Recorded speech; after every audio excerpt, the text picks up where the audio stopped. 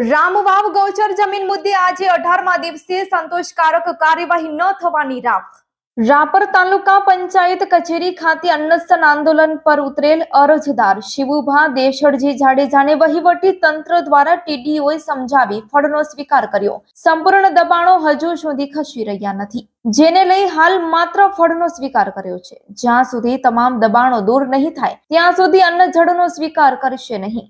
આવનારા થોડાક દિવસમાં દબાણ દૂર કરવામાં નહીં આવે તો ફળનો સ્વીકાર કર્યો છે તે પણ બંધ કરી દેવામાં આવશે, જેથી તંત્રની જવાબદારી રહેશે, એવું માતૃભૂમિ સંરક્ષણ કાઉન્સિલર કચ્છ અધ્યક્ષ શિવુભા જાડેજાએ પ્રતિક્રિયા આપી।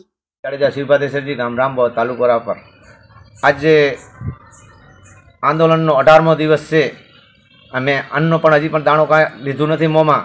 આજથી 4 દિવસ પહેલાં જે ટીડિયા સાહેબ ભોદેવ એમને મને ફ્રૂટ ચાલુ કરાયો હતો, પણ એને આજ 4 દિવસ વીતી ગયા, એ પ્રમાણે કોઈ કામગીરી હજી થઈ નથી।